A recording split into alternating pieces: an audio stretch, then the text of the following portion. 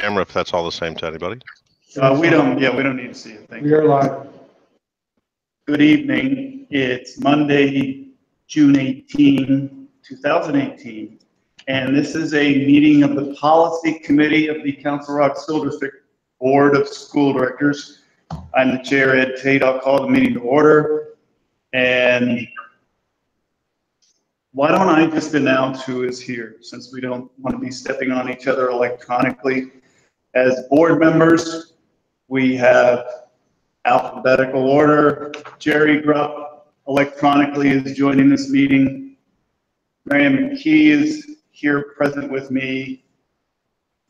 And also joining us electronically is Mike Thorward. From the administration, we have Superintendent Robert Fraser. We have Mr. Barry Desco, who is Director of K-12. What? K-12 education. K-12 education. And Matt Fredrickson, who is the Director of Information technology. That's what I was going to say. I didn't want to hear it. All right. We'll zip through the policies, giving special attention to those that require it. We have a full agenda, and all but one are assigned to Mr. Desco. So we'll start with the first on the list, Policy 228, Student Government. Mr. Desco, please. Yes, the student government policy is relatively simple in terms of its definition. The only thought that I had was under authority. It says the board will recognize the student executive board as the official voice of the student body. Really, they, I believe, are the official voice of the high school student body. So I was just suggesting that we put that in there because they don't necessarily represent middle school and high school or have contact with them. That was the only suggestion I had for change to that policy. That should be plural, by the way. High There are, schools. well, it's also, there are two SEBs. Right. Well, that was my question. We had another board member just join us. Joe Hidalgo is here. So are there two student executive boards? There are, each high school has a student executive board. All right. So it should be the board, that same sentence, the board will recognize the student executive boards, plural, as the official voice of the high schools, plural. No, it doesn't have to be plural, just high school student body, that's fine. Plural boards, Yes, plural boards, right there. not high schools. Mhm. What purpose does this serve? We have no place where we officially ask the opinion of the student body, and when we've done that in the past, we have. I just wonder what the purpose is. Do they speak to Matt would this? have to speak to that because it's. Well, and my point is that they come before the board. I believe it's SEB that comes before the board to speak to us on an intermittent basis. You know, south north, and they tell us, but I don't know that they're representing the voice of the student body. They're not coming to tell us what the student body thinks or opinion. We tend to collect that information by survey. I don't know. Matt, is this required by state law? I'm reading it now. Yeah, no, that's fine. I didn't know. Give me one. Folks, this is Robert here. I'm seeing a couple relevant aspects of it. One of which is, we've recently had conversation about administration reaching out to our high school students to solicit opinion. So short of doing a survey or some old school scale like that, if indeed SEB is the recognized voice of the high school student body, then that gives the principals or Barry or me someone to go to. Another example might be, as I think you all know, I have planned to begin a student advisory board, just like a parent advisory council. So with this kind of language, SCB would become a natural go-to source for me in that sort of venue as well.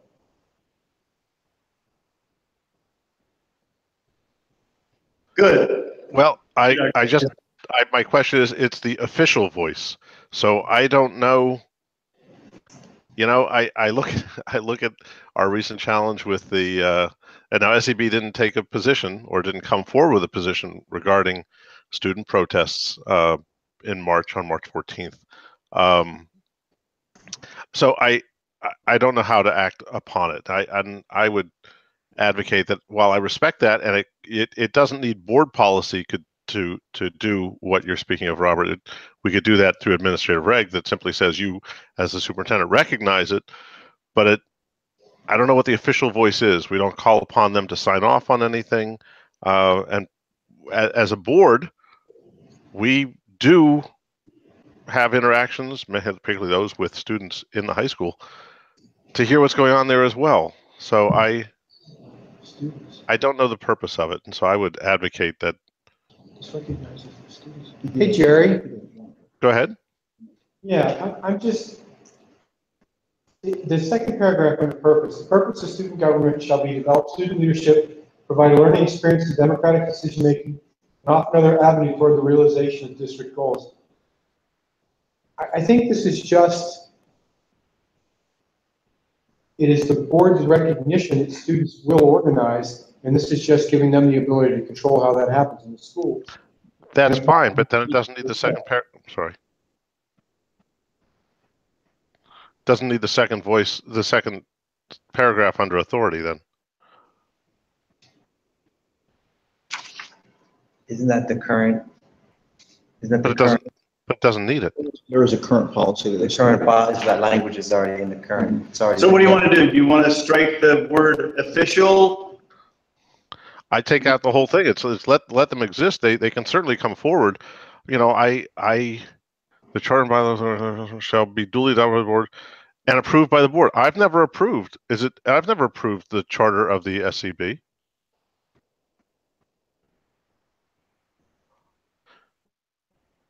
So it doesn't say on what frequency that charter is, or I don't even know if the charter that exists now was ever approved by the board. Jerry, it was approved, Well, I don't know. we don't know, but we would assume it was Years old. approved years and years. It's for any organization. It's not just for that organization. Well, so this is my problem right now, which is one, I would take out the second paragraph assuredly, and I've never seen or I would put in here a qualifier that says on some frequency basis, because in 18 years of doing this, I don't recall ever approving their bylaws, and I'm pretty sure we never did when we opened the second school. All right, well, why don't we strike the sentence that you don't like with the word official? And why don't we put on our to-do list reviewing their charter, constitution, or bylaws? So delete the sentence? Excuse me. I believe So that this is not a new policy. right, this is an existing policy, Correct. but it's not even directed towards that one organization. You're talking about the Student Executive Board is just something that we are recognizing as the official student body voice. But this is opening up that other people, and it's already in the existing policies, that they can open up other boards or organizations, but that if they are going to have some kind of club or a student body like that, it has to be approved by the board. That's actually still. Well, no, what's written here, Joe, says that the charter, constitution, bylaws of the Organization for Student Government. Doesn't talk about other organizations. It's specifically about the Organization for Student Government. Duly adopted members of student body and represented by and approved by the board. Okay. Because I still established student have Yeah, I think organize, conduct meetings. I think that only pertains to this particular entity, Oh, really? the way I read it. Okay, This is student specifically student government. As well. I do too. Right. Okay. They were picking a representative organization within the high school to represent the high school. I'm mixing it up with another one we're looking at tonight. Right, and the Student Executive Board, SEB, would be the one that would be the logical choice. Okay. All right. right, Ed, so I would appreciate if we strike the paragraph that begins, the board will recognize, ... Take that out for the time being. And then I agree that we should be approving it. I would ask that, at a forthcoming meeting, that the board be presented with the bylaws. To review and approve. I had a good suggestion, which is in that sentence, after the word represents and the word and, put periodically, as in members of the student body represents and periodically approved by the board. That's a distinction without a difference, because it doesn't say what periodicity. So if you want to say at a period of not less than 5 years, of not more than 5 years, at a frequency of not less than once every 5 years, that would work too, or once every 10 years. But it doesn't say at all, ever. And I have no recollection, and I would challenge I'll ask them, not challenge, but I'll ask that when they bring it forward to show it to us, they show where to us it was recorded. So I guess it's important for us to know that if we're not specifying the student executive board, there are several different boards at the high school level. And if we're not being specific to this one, are we asking for charters, constitution, and bylaws for all of them? There's a student advisory board. There's their class officers, which is an organization that represents the class. I mean, Is that all part of the student government? well, SAB and SEB are student executive board and student advisory board. So there are several. So the governing body. There's the student council. I mean, so. Well, it isn't. There are numerous organizations. So I'm just saying, if this isn't going to be specific to SEB, I think we need to determine where we're expecting bylaws, constitutions, and charters to be board approved from which of these organizations. I think it would be useful as an exercise. Go ahead. Policy include a student executive board. Is that correct? It did. Yes. It was, again, it's the official voice that says of the student body. I only changed to it thinking that that's what the board was, to make it to the high school. I don't. Actually in favor of keeping student executive board in there and only approving the charter, constitution, or bylaws of that one organization. All right, so two things that come to me, Ed. One is, Ed, Barry, I appreciate that. I have never really sat quietly, contemplatively, and considered what student government functions do we have now. We have a student advisory board. We have a student executive board. We have the individual class officers. I don't know if they are part of the student, the class president for any class. Are they part of the SEB or the SAB? I would get that detail from the high school before I answered. Okay, so I think this kind of goes to that, which says, you know what, this is for student government. We at this point don't even know what our student. Sadly, it's not sadly. It's just it's over time things have moved and changed. We've got another high school. We don't really know what. This was revised before we. This is 20 years old, before we had a second high school. So it would make sense if we knew what the opportunities were for student government, and then we can address what we need to do with it here. So I think that this may have been limited only to SEB, and it may be justified to say that there's more, that there are more ways to be aligned with our students. Because I tend to think, when I read it without knowing the history, that this is saying that kids could come up with their own governing body if they wanted to, but that we were recognizing that the SEB was the official voice of, regardless of people. But I probably was making a misunderstanding. I mean, they could come up with their own, they can't officially have their own governing body. They can do it unofficially, but they have to have a faculty member sponsor to support that, and then go through the proper channels of developing bylaws and, a constitution, et cetera, that would govern them. Doesn't mean they can't organize themselves unofficially outside of that, the makeup of that. that's very helpful, Barry. And the last line of this new policy, the delegation of responsibility, says the superintendent shall develop administrative regulations to implement this policy. I don't know that the board wants to get into the business of deciding what the structure of the student government should look like. I think that's a level of detail that is below the board's function. I agree. Well, then if you take out that we recognize the SEB, then yeah, you can live with that. But it would still be useful to see what their bylaws are, because we have not that I know of. All right, so we're gonna, I think if nobody's objecting that I've heard to striking that sentence with the word official voice. Right, we're gonna strike that sentence. The next line about reviewing charter of student government shall be adopted by the member of the student body. Before it says approved by the board. What do you suggest, Matt? Except for this- suggests every 8 years. That's fine. That All right, every 8 years, very good. Every 8 years. I guess we're starting with, we'll look at it now. We'll approve it now, and it's good for 8 years or less. Yeah, if they choose it. 2027. and I'll work with the principals to determine which group that is, unless it's multiple groups. So there may be some representation on one of the boards that kind of is a representation of the other student groups. Good deal.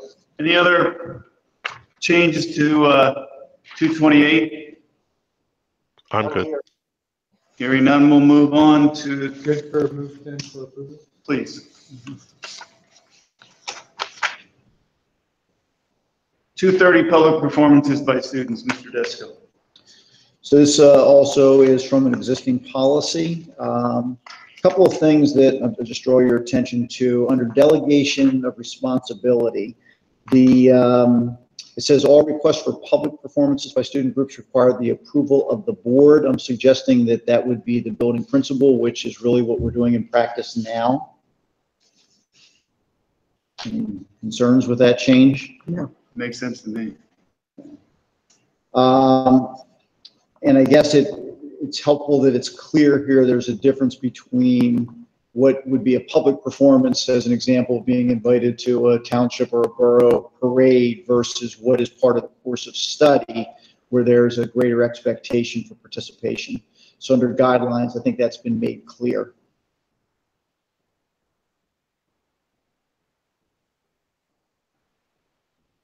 Good.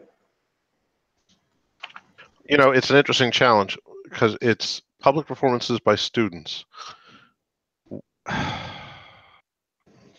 You're right. When it's part of a regular course of study, we're taking credit, and right, that they should be. That's fine. Mhm. But it is interesting because they should not be compelled. What do we mean by compelled?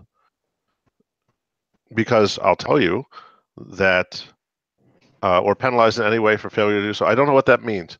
I'm not trying to be obstreperous, guys. I'm just looking at, if you're a member of the band and you choose not to go to a band performance, I am sure there's repercussions if you choose not to go to the marching band performance.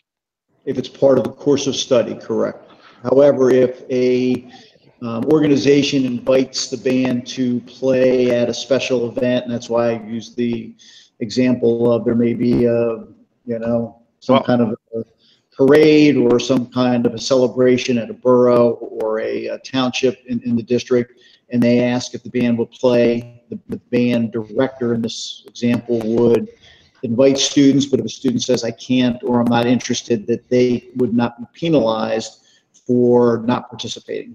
Okay. Because public performance is not tied to the course of study. Focusing on band, competing in a band competition. Is that part of the course of study or not? Yes, I think the course of study obligations are spelled out early on, so students can put those in their calendars. They know what those expectations are. They know they have X number of concerts, X number of performances that they are expected to participate in, and then there are all those others that happen at any time throughout the year through typically just through a phone call made to an orchestra, a band, or a choral director, asking them if they could supply a group to a particular event. And I would say that I have not heard that we've had any, since it's similar language to what's in the current policy, that we have not had any issues where I've heard from parents that they felt a child was penalized for a non-course of study program that the kids were asked to participate in. So we've not had any issues that I'm aware of. And at the same time, you don't have the band director saying to you, oh, you're taking away from me an important way of enforcing attendance. I've never had issue with this particular policy. Do we still obligate children who wish to participate in the co-curricular activity of band? Do we still force them to take the band class?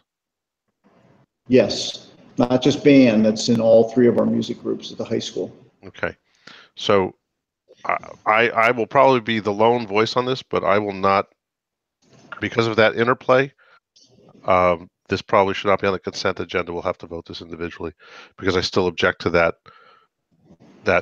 Jerry, I think, I'm sorry to interrupt. I think that's what this speaks to, because it says as a regular part of course of study taken for credit. So in other words, that's why they are obligated to participate in certain performances, because it's not just a co-curricular activity for students in a band, chorus, or orchestra group. They must take the course that happens during the school day to be a part of that group. And that's why they're gaining credit, and that's why that expectation is attached to it.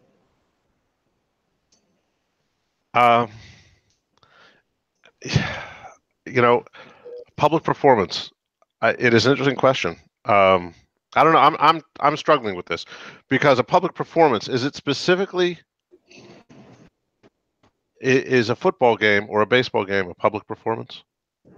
Yes, I would say even our concerts are public performances. No, a baseball game. So I'm saying no band or anything. This is, so no students. So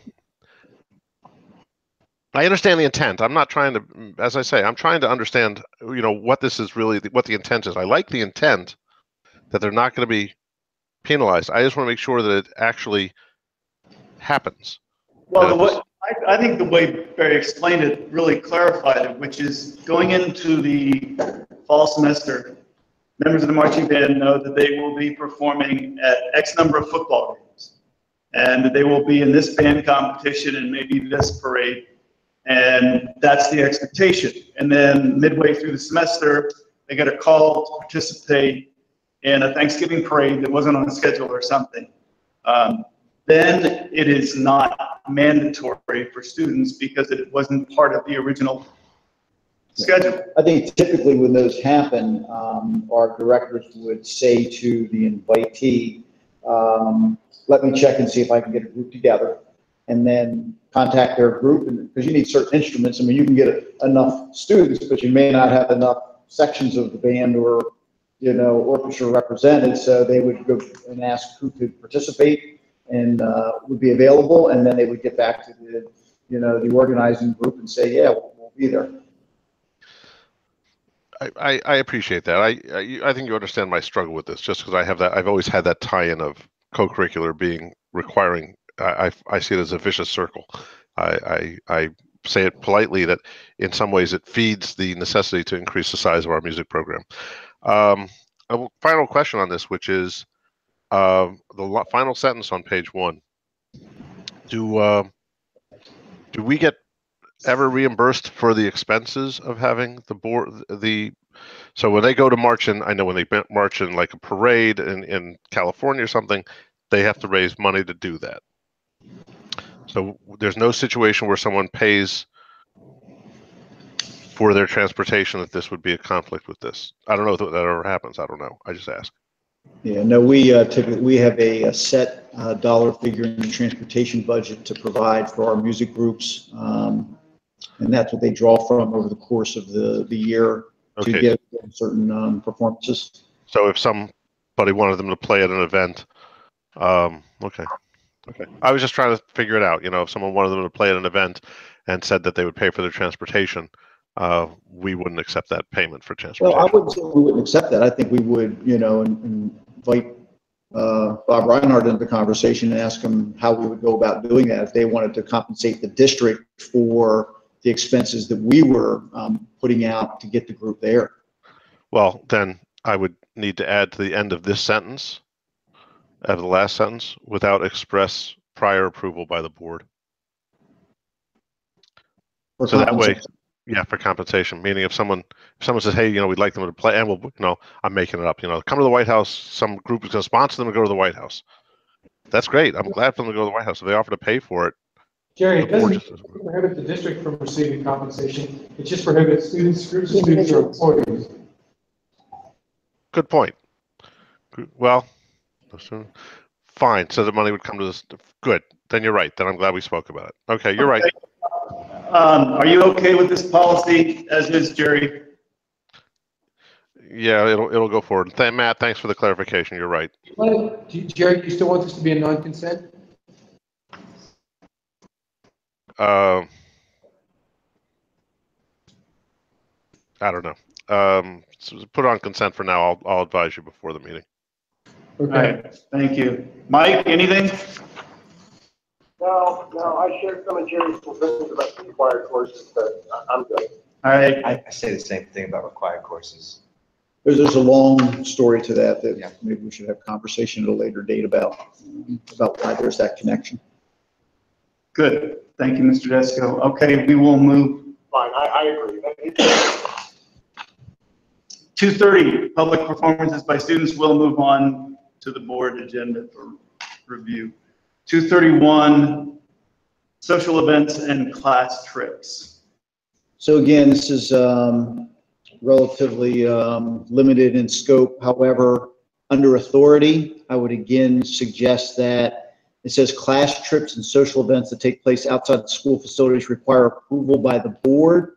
My suggestion is that the way we currently operate is approval by the building principal. I know the board does approve contracts for certain events, but other events that don't bring with them a contract have not gone before the board. I don't know that you want to be overly burdened with all of those. We could indicate which of those we want through an administrative regulation if you would like, or we could just allow those trips that have a specific contract with those come before the board, and that would also then be, implicit that there's approval by the board for the trip or the event to take place. In other words, the way this policy is written, with the third grades going to the Newtown Theater, it's got to go before the board. And there's just so many of those, I can't imagine you want to even begin to review those and provide approval. Yeah, I've seen districts that do that, and that struck me as unreasonable. At the same time, I don't recall in my short time on the board being asked to approve and I won't be specific to band or chorus, but a performing group making a trip to Europe. Well, and the caveat, Barry, I think you're on the right space that the building principal should approve. The exception I would carve into this would be events, class trips, and social events that. But this is social events and class trips. What I was trying to carve into this was anything that would go with an overnight should come before the board, because I think there are different here. And here's my rationale on that. And that goes not only for class trips and social events, but that also goes for band tours. And here we ran into this problem, and you were all blessed not to have dealt with this in 2002 when we were trying to figure out what to do with travel for the students going on the senior trip because of the prohibitions on travel in general. So I believe most class trips and social events, that would be a day trip out and back with no overnight stay. I think that's certainly within the domain. They're not going to go any place that's so far away that would be problematic. But if they're overnight, I think there's some perspective there of where are they going and is it necessary and does it really further the purpose? What do you think? Anybody other? Well, I do want to make sure that we don't, and I don't know if we have to carve this out with the exception of athletics, because for those events that are overnight and they come up more often than you might think, cross country, track and field, wrestling, we sometimes don't know until the week before the qualification that we would not have a board meeting prior to those students participating and spending the night. Yeah, I don't see this as covering that. it's social events and class trips.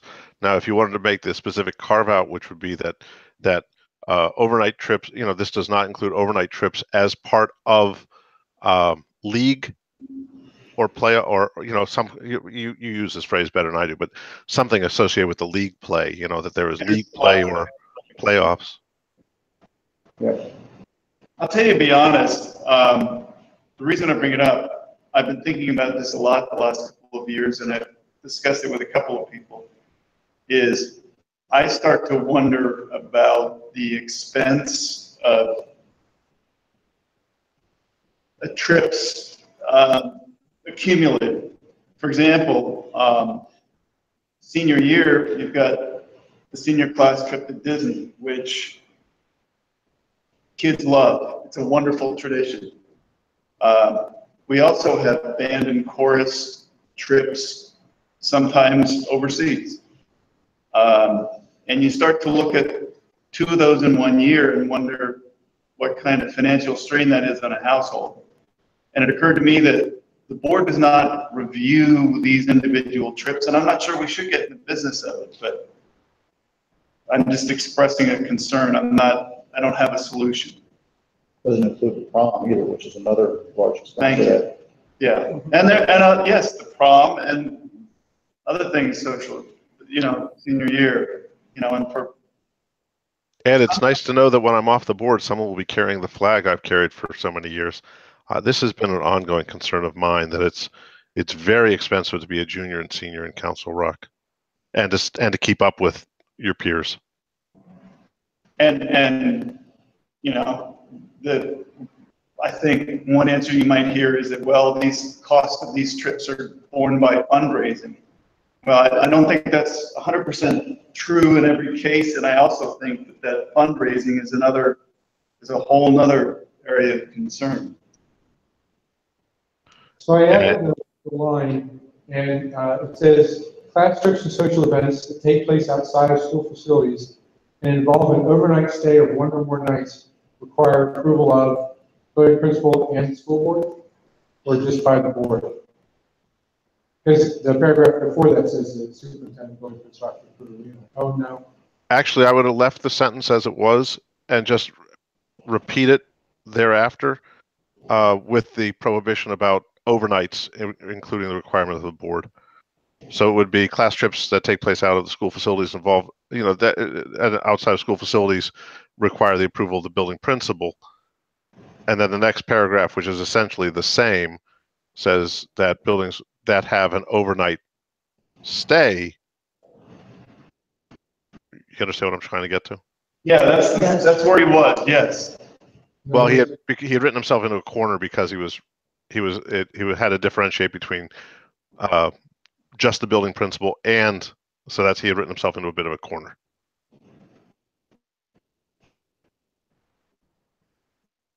That is cleaner. I just added a second.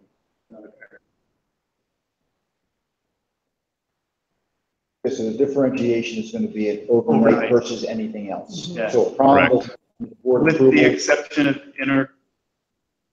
interscholastic athletics. So that goes into that paragraph. Yes. That makes sense, Matt. But we would do it for other co-curricular activities, Yes. like the debate club, or Model UN goes to Boston for their competition, and they spend the night there. Or FBLA goes to Hershey, and they spend the night there for their competition because it's a 2-day competition. Those have never come before the board. The board would like to see those now. Unless you want to just saying, except for league play or a competition those are in a league of some sort. For those kinds of events, that those co-curricular, we have a number of co-curricular activities, several, not a lot. But those are not class trips or social events. Those are co-curricular activities. Separating these specific to, these are either class or curricular related trips. Class trips and social events. Mike, class trips and social events that take place outside of school facilities and involve an overnight stay of 1 or more nights require approval by the board with the exception of interscholastic athletic competitions. Leave the word athletic out. Oh, you're right, that's not, They're not you're right, districts or social events. that's not necessary. And we maybe better not to even Yeah. address it, so we don't have to Yeah. like going down that path of Yeah. for other co-curricular. I just want to make sure it's clear to the board that No. there will be a number of overnight trips that would not fall into board approval. So I wouldn't want you to be surprised, like, why didn't the board approve that? Because it was interscholastic, it was co-curricular in nature, that was related to a club or activity that wasn't a social event or a class trip. And I I'm think glad you we pointed need, that out. I think we need require as opposed to requires. Yeah. Little editing, detail, thank you. You're going to read that, yeah. And just put up a book. I will for the. Yeah, fine, okay, good. Mike? Robert? I don't need to see them all. I know where Barry's going. All right, good.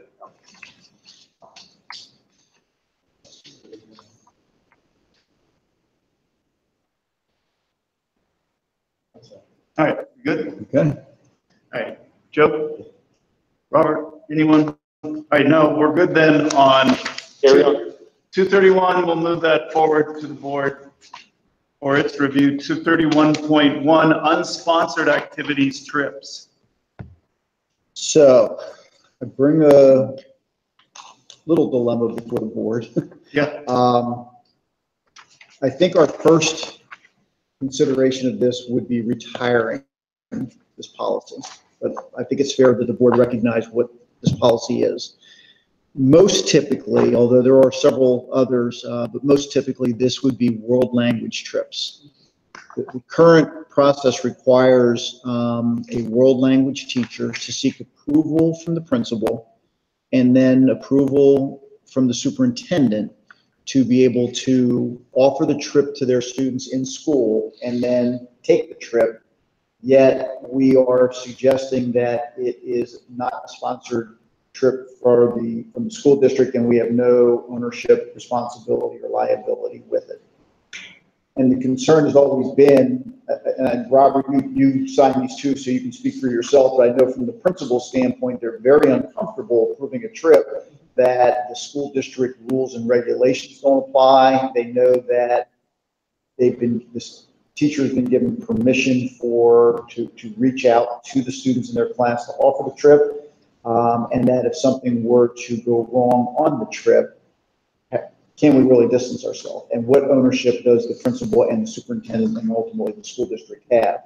The dilemma that you will face is that a lot of families are very interested in these trips. And if we don't have this policy, then technically teachers can't propose these trips to these students and or make contact with them through access that they have through school district means, i.e. student email addresses, phone contacts, etc.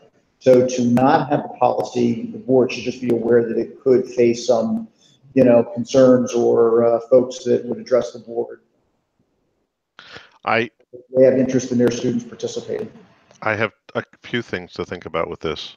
One, the benefit to the teacher is that they may make money on this and they also get a free trip to Europe or wherever. So it is a gain for them, and they're using their access to students for preferential arrangement for that trip.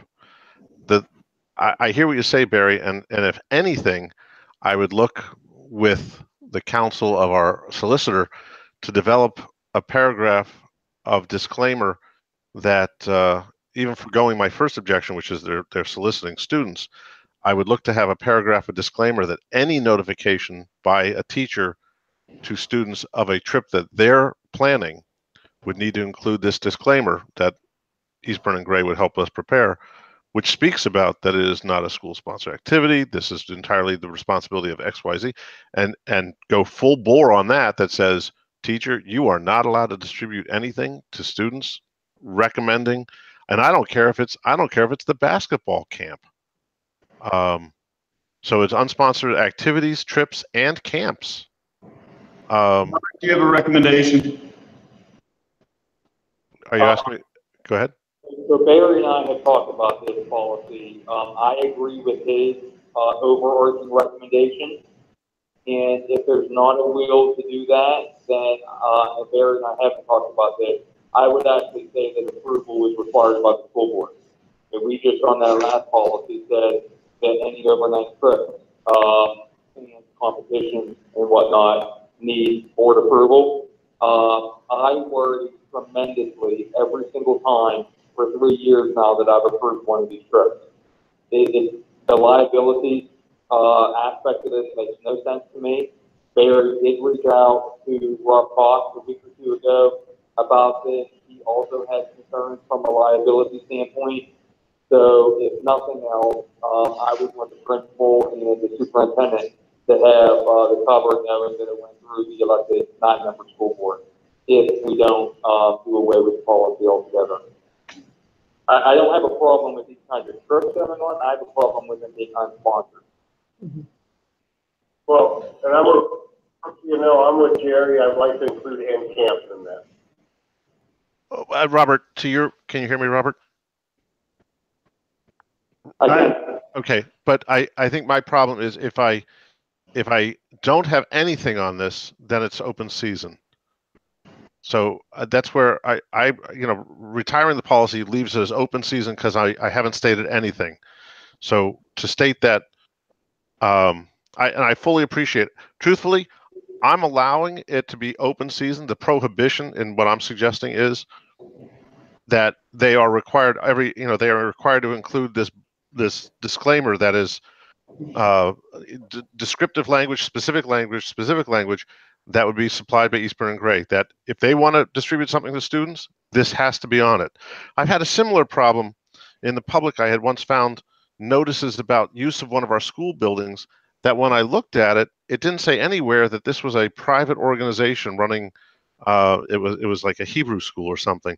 When you looked at it, it looked like Council Rock was running a Hebrew school. So the same notion here, which is I don't want you to be involved, and I don't want to be involved as a board member of approving these trips. So I want phrasing from Eastburn and Gray that is required. If a teacher distributes something without that, they're subject to discipline. If they distribute it. I personally don't think that's even acceptable because I think we can say that we can have all sorts of legalese that says the district is not sponsoring this trip, the district is not responsible, and so forth and so on. But if something went wrong, the district is responsible. No. Wouldn't be able to stand behind legalese. I personally, I think it's wonderful that over the years, say, language teachers have organized these trips. They were probably really beneficial. I'm sure kids love them. In theory, it sounds like a good idea, but in this day and age, I think it's a terrible idea. I think the board's we are responsible for students traveling with one of our teachers. You can say it's unsponsored, but it is still our responsibility, in my personal opinion. And I suggest, if we retired this policy, Mr. Desko, the administration would make it clear, I'm sure, to the teachers that this has been the decision and there will be no more unsponsored trips. Well, yeah, a teacher can choose to run any trip they'd like. They would not have access to our students to advertise that trip, and they'd have to figure out a way to make that information known. In other words, whether there are public notice boards in the counseling office that other outside organizations have access to, et cetera, but they wouldn't be able to have the audience of their class or other classes to go and hand out materials and promote the trip, and nor would they need our approval to take it. So we would be hands off if they took the trip, and hopefully they all have great trips if they go. Nobody wants necessarily for the trips not to happen. We're just trying to distance the district from having any role in these trips. And when in my conversation with Mr. Cox, he agreed and understood why we would want that separation. At the very least, he developed a waiver. He said if the board is not interested in removing the policy, that we would at least have this waiver signed by every participant that would, again, provide a little bit of distance between the district and its limited protection as you might think, but it certainly makes it very clear that it's not a school district sponsored event, and parents are signing off on that, to recognize, that it's a privately offered trip through a, sponsoring organization and a teacher. Good, that's helpful. Mary Ann? No, I agree. I like to see us really limit this. It's not a good practice. I see the value of those trips, but as a practice for our school district, I don't think it's good. So if we retire the policy, the trips can't happen anymore. Is The that what trips we're can saying? happen, but outside of the district. Well, if they happen, we'll have knowledge of it, because they're not happening within the school, so. And we would just have to make it clear, since it's been a past practice, our principals would need to make it clear with those teachers that typically run these, and the entire faculty actually, that they may no longer solicit, student involvement in these trips through the school district. That that'd be a completely private enterprise. So should there be, so the question is, if you retire this, Mike? What'd you say? They also bear full liability for it. Mhm. I don't, the school district can't be liable then. Yeah, I think that's the reason Yeah. for retiring this policy, so that we don't have a policy that speaks to us approving trips. Yeah, I see it as an unacceptable middle ground. It's either fully sponsored and fully under our control, or we are not involved. And Jerry, did you have something else? well, yeah, here's my problem, which is it's great. If we take it out and there's no comment that says it's not permitted, then we're silent on it, and people will look at it and say, well, I didn't know it wasn't permitted. So here's my question, which is, does there need to be an allegory or a complementary companion activity in the staff manual that prohibits staff members from soliciting students for participation in this sort of activity? Well, Barry just said that if we remove this policy, would we be voting to remove this policy? Yes, you'd have to vote to rescind it. To remove this policy, then the principals would be informing the faculty and staff that the board had taken this action and that there will be no more trips of this nature. So you don't think, so here's my problem. What we used to call the E-Friday folder, I don't even know if we do it anymore, but whatever we produced, we used to put out notices for the public that people would send in preschool notices. So if a teacher wanted to send in a notice about it, would we say no because it violates board policy? But we don't have a board policy on it, so it doesn't violate board policy. I'm not sure why we would say no, though, Jerry. If it's it's an organization, it's an outside group. Exactly. So you're exactly my problem, which is, so a teacher says, I'm organizing a trip, and they put in an E-Friday folder type thing to be distributed. So that goes out to the entire community. Now, because they're known to be the German teacher. So Robert, I know that the E-Friday folder flyers have to be approved by you. And I know one of the criteria that Mark used to use was if it was from it has to be a not-for-profit organization or a legally recognized corporation. Individuals That's right. couldn't just give you a flyer and say, hey, post this. So in that instance, Jerry, unless the teacher formed a corporation or organization and had some kind of insurance or something, that would never make it to the E-Friday folder. Actually, though, I think most of these, and Robert, you see them, most of them have a sponsoring organization that is really organizing the trip officially, but the teacher is the one that's putting the trip together and traveling with the students. They're not the direct sponsor. There is an organization that runs these trips that is the official sponsor, like a travel agent. So then the organization would be submitting for the E-Friday. That's what I mean. Friday folder, not. But they're still going to carry the reference, the trip to Spain, with Council Rock Spanish teacher, Ms. Verde, or whatever her name would be. I don't know. It gets us into funny water, which is, I think we all want the same thing. I appreciate, I don't want to be part of it either, but I also don't want to be in a spot where people work around the process. Hey, Jerry, would it make sense for you to talk to Rob Cox directly then? Because he recommended that we get rid of this policy as well. He understood our concerns with the policy. And I do too. And that's why I say that the waiver was recommended. I hear what you say, and Ed, you and I may disagree on legal practice on this, which is, yeah, we could be sued, but we could also look for summary judgment for you to be dismissed because we have no standing in it. So I can talk to Rob separately. All right. So, Look, you can move ahead with it as ever you wish. I may with one vote, and you may have 9 votes or 8 votes to go with it. So move it as ever you wish. And that's what I was just starting to say.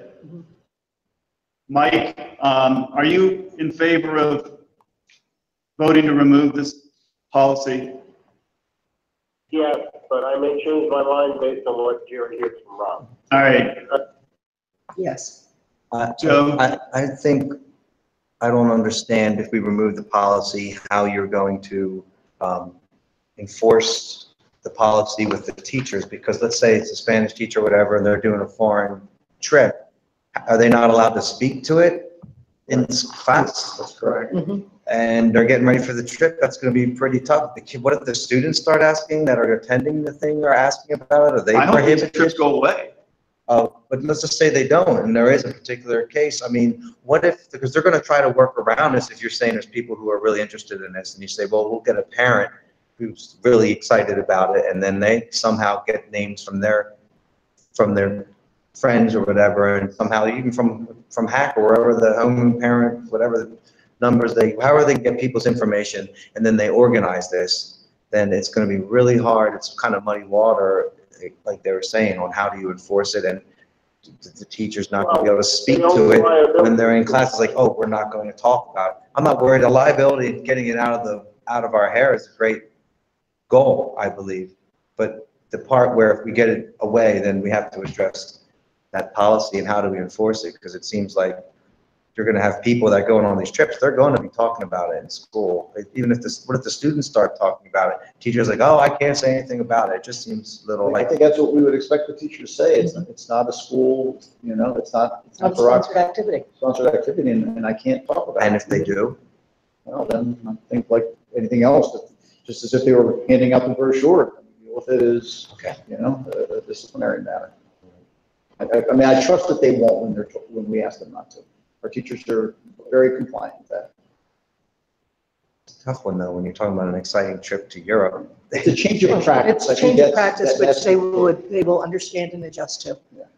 When it's a matter of you need to uphold board policy, and this is our expectation for you. And if they do I do it, count are on we their- liable now? I in some count way? on their professionalism in this, Joe. I And do.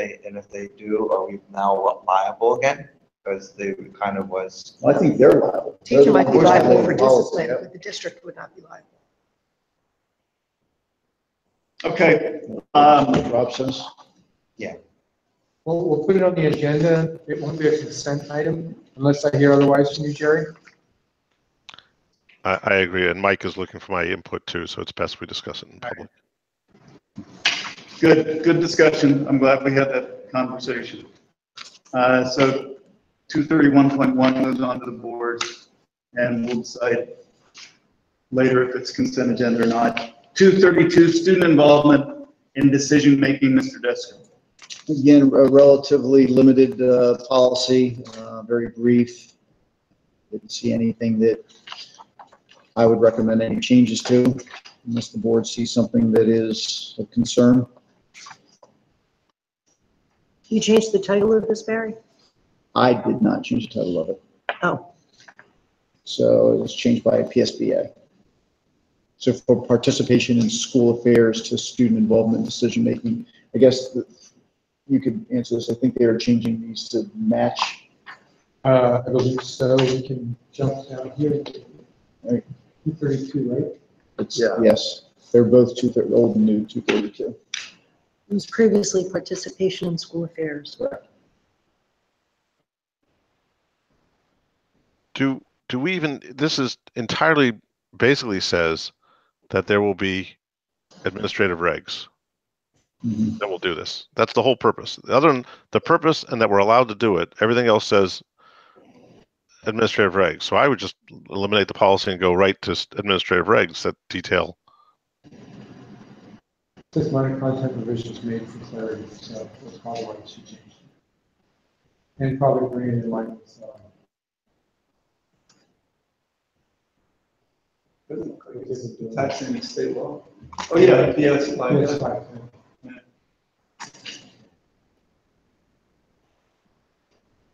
so are you suggesting that we eliminate this policy, Jerry? I apologize for the beagle barking in the background. Yeah, I mean, if, you know, it's the same obligation for Robert to, bear with me 1 second. There's the same obligation to the administration in terms of developing the rules. This doesn't do anything to further developing rules. How would you violate this policy? How would you support this policy? Yeah, I think, I mean, I read it as nothing other than the board providing a broad general statement about encouraging and giving some parameters to students participating in the governance of the school district and how that would happen. And then you're right, everything from that point on is an administrative reg. Because I know we've had students participate in strategic planning. Right. So, I mean, I'm certainly fine. If the board doesn't feel the need to make a public statement about it, I'm certainly fine with an administrative reg guiding something along this lines. Jerry, do you feel strongly this policy needs to be eliminated? You know what? The policy, honestly, I don't think I've ever seen or considered this policy. It's the actions of the board that really matter, and this policy doesn't do a hoot to move it forward in that sense. Is the board willing to do it? And this policy doesn't, I haven't seen this policy guide anybody in the past 18 years. I interpret your response as being, no, you don't think it needs to be eliminated. Mike? I'm good. Keep it. Keep it. Marianne? Fine. All right, thank you. We'll move 232 on for review by the entire board. 233, suspension and expulsion. Mr. Bitt. This is a pretty lengthy policy, but it does speak to our current practices. For the most part, really the couple of things that I drew attention to was the under guidelines, exclusion from school, suspension. It just discusses the principal or the person in charge of the school immediately notifying the parent and guardian and the superintendent in writing when the student is suspended. We don't typically do that to the superintendent. We certainly do that to the parent. So if there was a 1-day suspension or a 3-day suspension, it's not that we wouldn't see that at some point in time. We get a monthly report for suspensions, but in this case, it's not an immediate notification to the superintendent. Robert, I don't know if you feel the need to have that. We don't get that now. I guess we would leave it in and change the practice if we want to go that route. If not, I would just suggest that we strike that part of it. I would agree with you, Barry. I'm comfortable. Just strike and the superintendent? Yes. All right. Anybody object? No. All right. What else about this policy? Robert, do you receive an email now when someone's suspended? I'm sorry? Do you receive an email telling you about the suspension? No, I don't. Okay, no problem. But not for every single one. If it's one that rises to a certain level of concern, then typically it's a conversation, not a written communication. No, that's fine. I was just wondering if we were confusing with in writing to be more formal than even an email, but you're fine. Keep going. If you jump down to the middle of page 3, where it says attendance and schoolwork after expulsion, and I know, Jerry, you've had this conversation often publicly. It speaks to the parent or guardian having the initial responsibility. We have not done that in practice. We have immediately put a education plan into place for our students. So my question is, do we want to even keep that in writing? Because it says the parent or guardian is unable to provide, that they have to notify the district before we would put an education plan into place. It does say beneath that the board may provide an educational program to a student immediately upon expulsion and may waive 30-day period at its discretion. But because it's policy, I don't know how that happens, because those decisions are made long before they get in front of the board.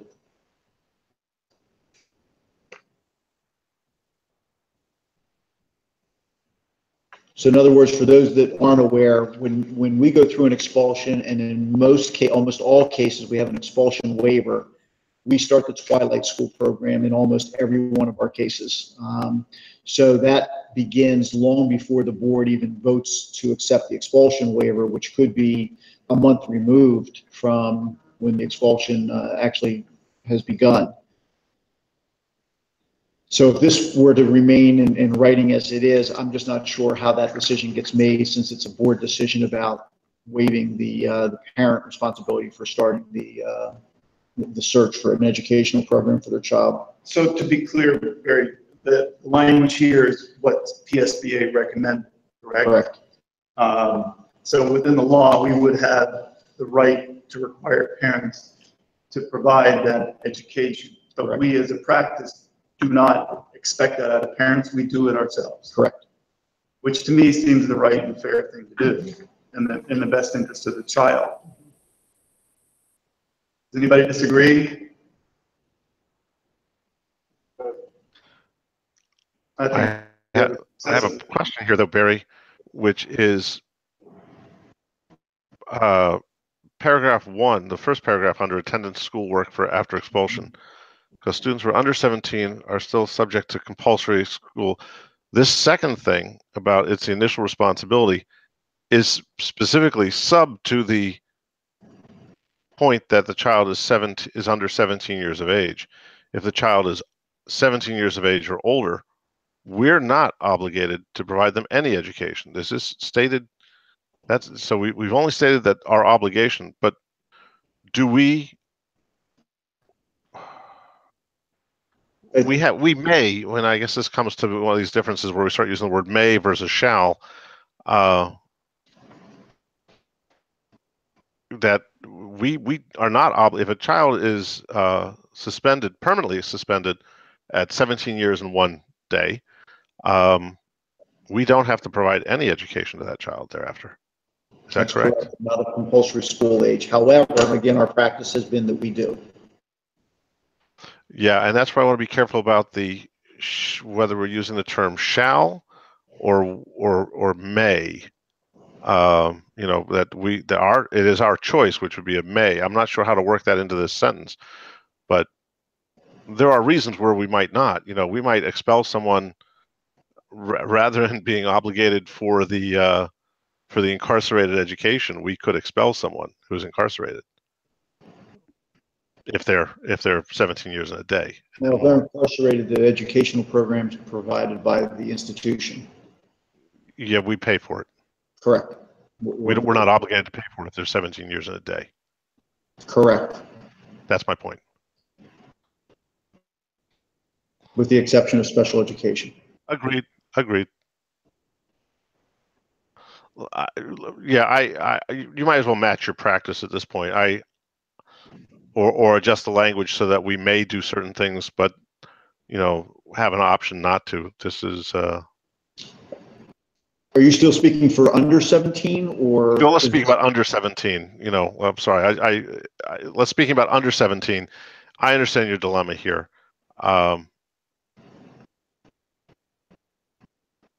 Truthfully, for the under 17, I would probably just reverse the order of the paragraph 2 and 3 in this section. And just move it right up there to more be reflective of what we do, which says the board may provide an educational program to the student immediately upon expulsion and may waive a 30-day period at its discretion. And then continue with the paragraph that's up above it, which explains that it's the parent's responsibility. So my question would be, though, it really isn't the board that's making that decision. That decision is made long before the board is even aware of an expulsion unless it's a hearing.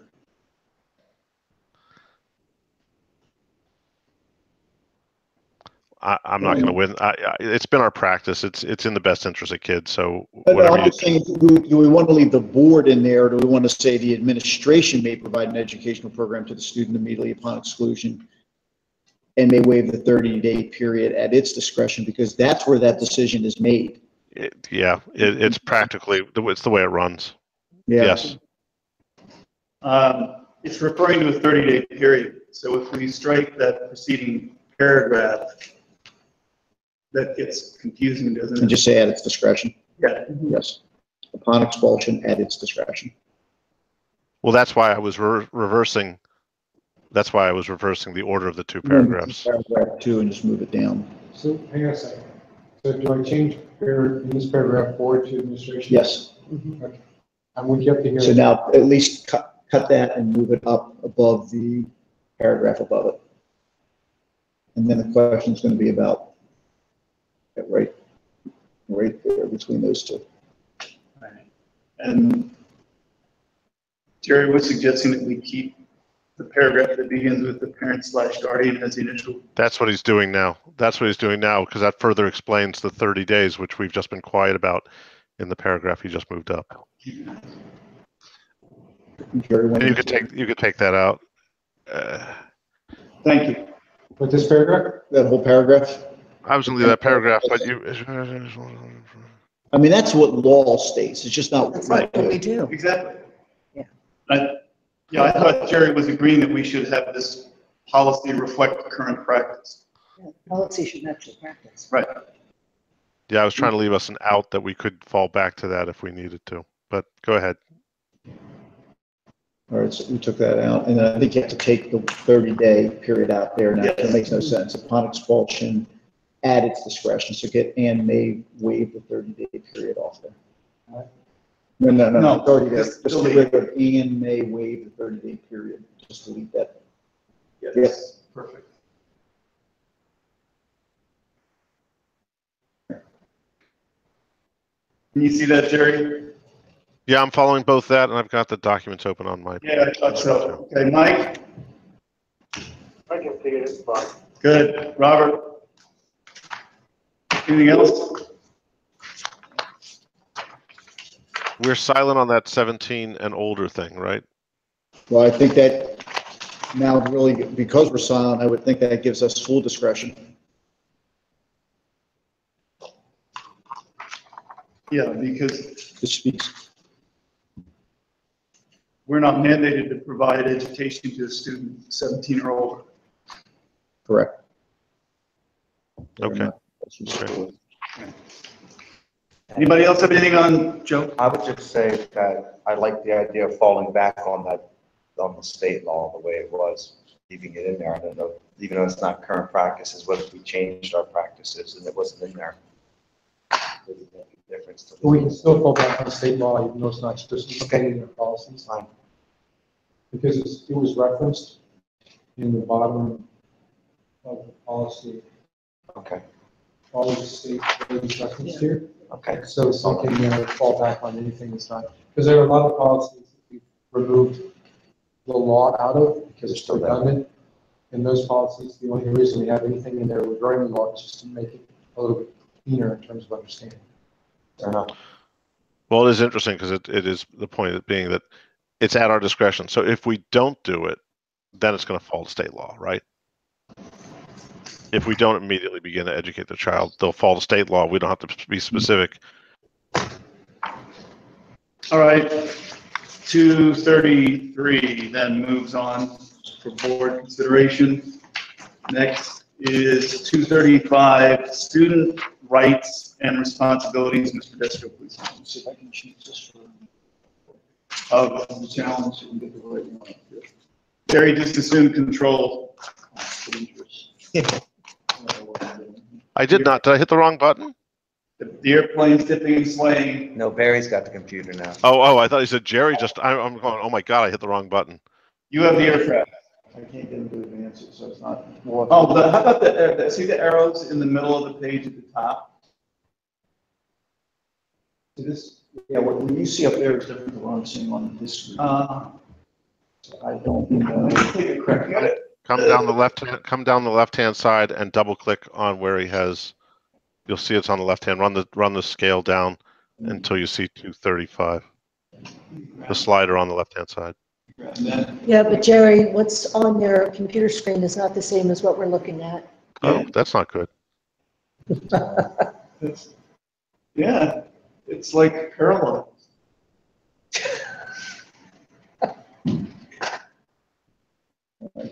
I don't know. I'm sure Matt will be back in a minute. He didn't specify, but. And I was just saying, this process seems to be running so smooth. Copies. So let's talk about it. Okay. Just the students' rights and responsibilities.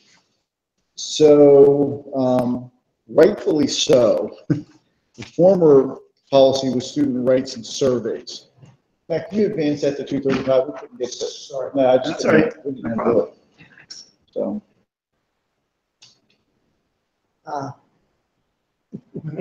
Okay, he's doing what I was saying to do. That's what I was saying to do. But no one wants to listen to me. So this was changed to students' rights and responsibilities, and surveys was removed to another policy, which I think was wise. There was a lot of confusion, I believe, in having those together. So in this particular case, the students' rights and responsibilities is just a general statement and notice to students about expectations for their conduct while in school. There's nothing to it that I saw was in need of change. This would be a new policy from PSBA. More question about something. What was it? I don't know if it was on this or not. Let me just see if I can find it. Seems to me that a lot of this is important. Assisting staff in operating a safe school. I wonder how, I guess that's kind of, Can you tell me where you are? oh, sure, it's number four. Page 2, Oh, top. it's just a I step. have no problem with it, but it's kind of like, Well, I think part of that is kind of related to 2, about volunteering information, about the health, safety, welfare of the school community, protection of school property. I think it's an expectation that everybody in that building has some ownership to make sure that it's a safe environment. So I think that's the intent behind it. like if somebody walks into a bathroom and sees kids smoking or something, they are now obligated to say something or Well, get in trouble? I don't know if it's an obligation other than an expectation. You know, so Responsibility. what we do, I mean, I will tell you that most of what comes to our attention is typically brought to us by students. So that is exactly what they do. They assist us in the operation of safe schools, and I think they've come to recognize that they have some ownership in that, and help us to, there's more ears and eyes on students than there are staff in the building, so there's a lot more that they can bring to our attention. Most of these things are also spelled out in our handbook based off of this. So can you talk to me about number 3, Barry, dress and groom to meet standards of safety and health? I mean, dress code is always, that's a hot topic. So It can is you a hot talk to me? So putting this in our policy, can you help me? Yeah, I think for this, it's wise not to go too far down a path of too many specifics. Our student handbooks speak to it in a little greater detail. Talking more things about tank tops and sometimes flip-flops for safety reasons, those kinds of things. When you talk about things that may be too short, it's always a little bit of, there's a lot of subjectivity to that. It's stated in the general sense that things should be appropriate for a school setting, and then after that, it becomes a conversation with the appropriate from the school. In other words, we would have a school nurse that would typically address if it's a female concern, or try to get a male staff member if it's a male concern. It's usually female, though. Yeah, that's what I mean. So, and if you have a male administrator, they would not want to address that, so they would have a school nurse that would do that for them. It just, it makes me uneasy because it is very subjective, and it at times can make female students very uncomfortable. It's a very fine line Yeah. in terms of, what is acceptable and then how it's addressed. And again, I really trust and respect the professionalism of our administrative staff and teachers. forgive me for not knowing this, in the handbook, does it reference language on T-shirts? Does it reference anything about slogans or sayings that might be inappropriate or political? Yeah, they would say things related to, illicit drugs and alcohol and things along those lines. And I think that's where this general statement is about substantial disruption, because we have some limitations to what we can mandate in our policies too. With freedom of speech. Yes. Yeah. We had a really, I thought, exemplary experience, maybe a year and a half ago now, with a student who was wearing a T-shirt with a Confederate flag. And the student was persuaded by an adult staffer that it was offensive, and the student voluntarily took it off. I mean, that's, to me, spoke volumes of the way this should work. It's not always that easy, but. But it's an interesting question, which is in that, to the question of what slogans, is a political slogan appropriate or not? Because then is it disruptive or not? The classic used to be that advocating behaviors that were not appropriate to the age were not. So you couldn't come in with a cigarette T-shirt or a tobacco T-shirt or a alcohol T-shirt or a marijuana T-shirt. It gets a little touchy when you come in if someone's wearing a Smith & Wesson T-shirt, or something that's that aspect. That's, so I understand safety and health and not to cause substantial disruption. I would like to re-review the guidelines, because I think that we put them in the guidelines and that the guidelines are based, I hope, on administrative regs, and we should get a chance to look at those as well. What I want to take a moment, though, and expand upon this was two things. It shall be the responsibility of the student, too. And it's very funny because this is the name of this thing is Student Rights and Responsibilities. I'm looking for the rights section. Mhm. And the other thing is, in responsibilities, I believe we would be remiss if we did not include a 12th item, which speaks to, and I don't have the wordsmithing, forgive me, but speaks to issues of diversity, which says that their behavior shall not, and I think you have to borrow on what we put in the harassment or diversity structure, but that's a behavior, that's a responsibility, which will be not to engage in behavior. And I'm not giving you good words, Barry. Hopefully you're nodding in terms of where I want to go with this. But some of our diversity training should be reflected in what students should not be doing. Yeah, this came. Robert? Has left the conference. So this was a PSBA policy that, so this is their wording for this. I think specific to the student rights that you question, I think that comes under authority. It does speak to no student shall be deprived of equal treatment and equal access to the program, due process, presumption of innocence, free expression, association, in accordance with board policy and school rules. So I think that is the student rights component of this. Yeah, it's funny. When you look at it from a constitutional perspective, because right to be free of certain things. We kind of play. I don't want to say fast and loose, but we cut on some areas. We do searches on occasion, which is an interesting perspective on the Fourth Amendment.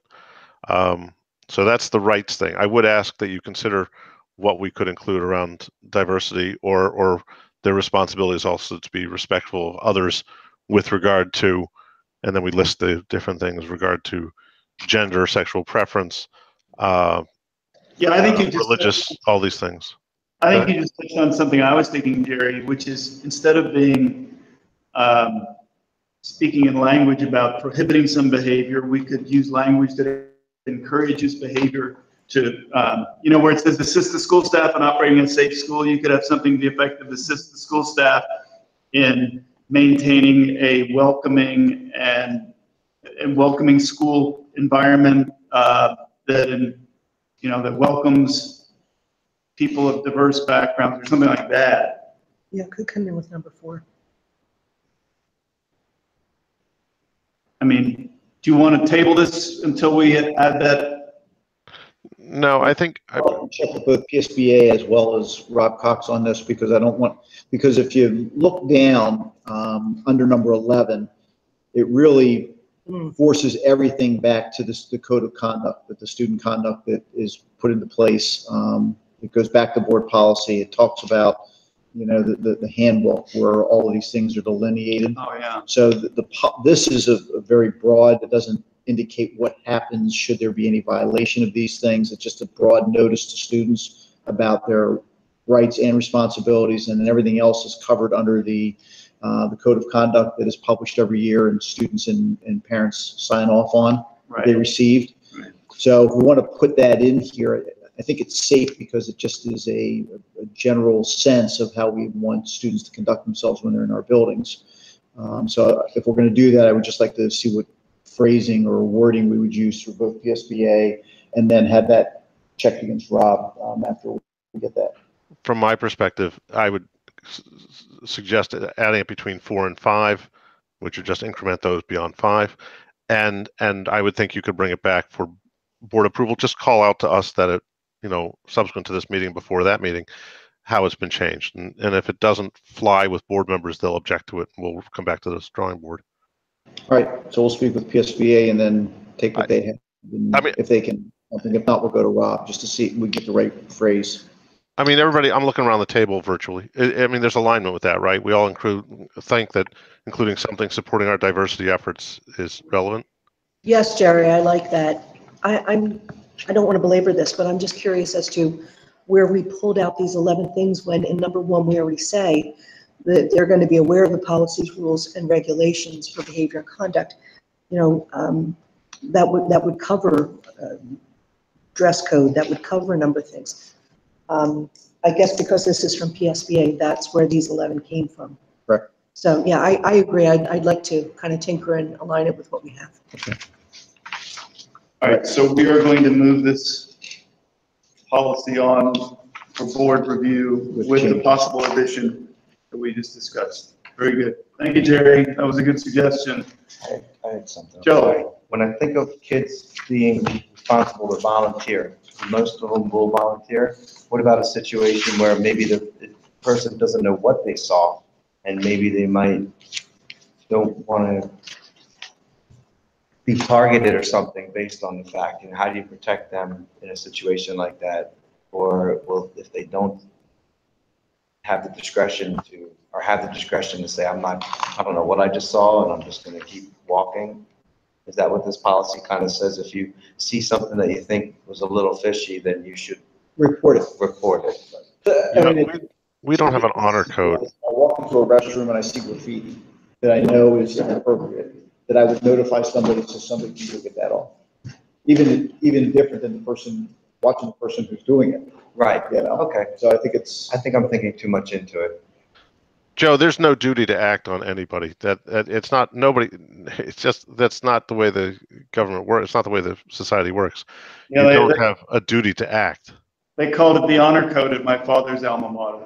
I just gonna say I said that before. Maybe it didn't come through, which was we don't have an honor code. Yeah. Okay. Thank you. All right. 235.1, a new policy for surveys. Right. So PSBA separated this out. So as I indicated before, it was student rights and surveys. So they took one policy and converted it to 2, which I think was good. This is a pretty lengthy one about surveys. I think it's fairly clear, except for, I think we speak 2 different ways, and I just wanted to get the board's thought about this. So I'm on page 2, under U.S. Department of Education funded surveys. So you see it talks about that survey would be issued with parental consent. But I just highlighted it further down. It really talks about surveys and opting out. I just thought that we would be wise to be consistent, because I think in most cases, We have an opt-out for our surveys, not an opt-in. Opting in is a very difficult way to do a survey because it's, Kills your response rate. well, you just don't even know if parents aren't opting in, student didn't return the form or whatever. It's just very hard to manage. So we have typically gone with an opt-out. I know that too brings with it some concerns on people's parts that a parent didn't know that it was happening or didn't get the notice. So I get it both ways.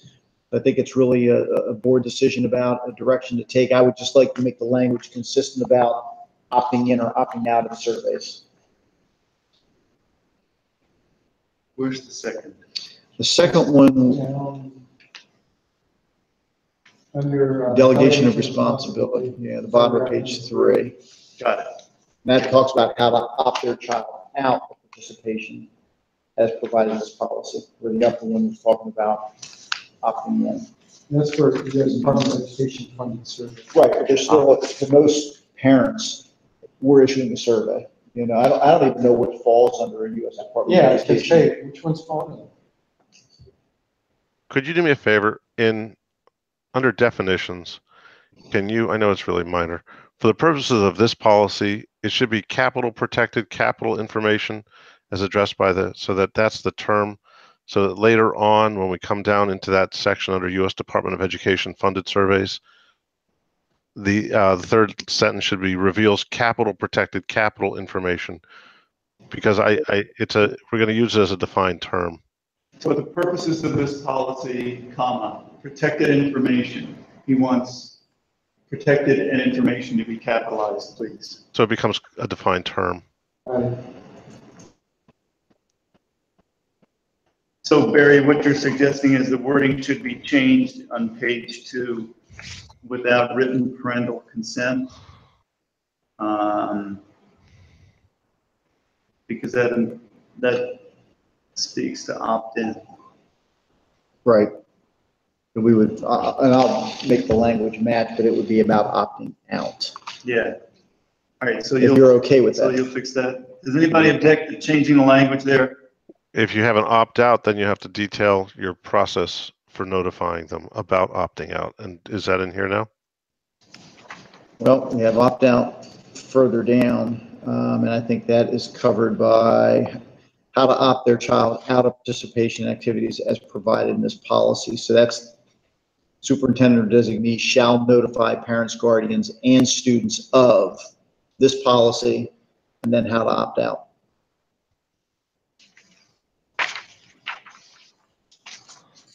Okay. So that, yeah, it's weak. But, and then Matt, what I was saying before was that protected information is where Barry had highlighted on the second page, 2 of 4, in red, that no student under U.S. Department of Education, that should be capitalized, third line, capitalized protected information. Got it.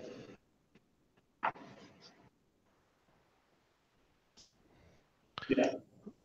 Right there, and then the dead center. Up a little bit. Oh, this one too? Anywhere it's referenced, because it's you know, we're now using it as a defined term. It's on page 1 as well.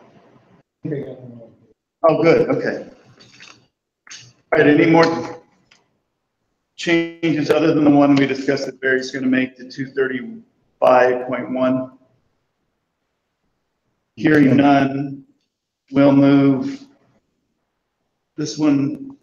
Barry, on parents, sorry, Yes. surveys funded by other sources. Parents and guardians shall be informed of their right to have their child excluded from any research, studies, or surveys conducted by entities other than a school entity without prior written consent. This, I appreciate, maybe I'm a moron at times, but this seems to have double negatives. I'm just trying to figure this one out. Parents shall be informed of their right to have their child excluded from any research, studies, or surveys conducted by entities other than a school entity without prior written consent. Does that sentence make sense in English? Show me where, I'm trying to find out where you are. Page 2. Surveys funded by other sources. Second paragraph, Okay. parents, guardians shall be informed of their right to have their child excluded from any research, studies, or surveys conducted by entities other than the school entity without prior consent. So is the intent there that I would send a note that says, I do not want my child without specific written consent to be included in any surveys without specific written consent? I don't know what it means. I'm trying to. Uh-huh. Yeah, actually, you're right. The final clause is not really necessary. The sentence works without. Well, I want to make sure it works with Barry's modification from opting in, opting out. I want to make sure these things are still aligned. So I'm not trying to be silly or funny. I just sitting here in the dark in my office trying to figure this out. Yeah, I'll have to change that one too under surveys. Jerry, he's gonna fix that one too. Okay, thank you. All right. Okay. Then 235.1, we'll move forward to the full board for its review. 238, custodial, non-custodial parents. Mr. Desko, please. Yes, so this one was really, I went over this with Rob Cox because the one that was submitted by PSBA, I had some issues with, as did Rob. So we kind of rewrote it to really fit what we think is most appropriate and more fitting to what we experience. Yeah. So this is really under guidelines, really Rob Cox's writing. Sorry you had to do this. Well, it was just necessary because the way we're reading it just did not fit with how we conduct business with. We've actually had to do that with several Okay. PSBA policies. Their templates, there are 500 school districts, so their templates are generic. Yeah, that's true. And we have modified several of them to match our environment and they get upset when we do that. It's we have a right to do whatever. Well, good to know. And I think in this one, I think what they do is they look at our current policy and they try to adapt it instead of just actually blowing it up and starting all over again. So, Yeah, when she does that, sometimes. yeah, it doesn't read well. So, Okay. so this is really a change that takes into account what Mr. Cox suggested we apply, and it's fitting to how we conduct business in our schools.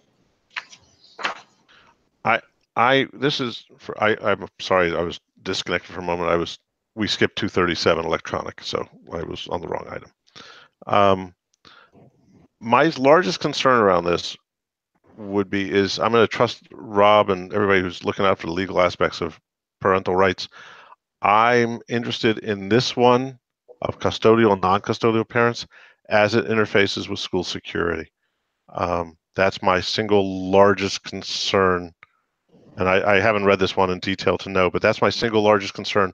One of the largest physical hazards, particularly in elementary and potentially middle schools to students and staff, come from custody issues and custodial, non-custodial parents. So that's anything that would lead to improved security. If there was something we should include or think about. So Jerry, the reason this was written this way is because Has left the conference.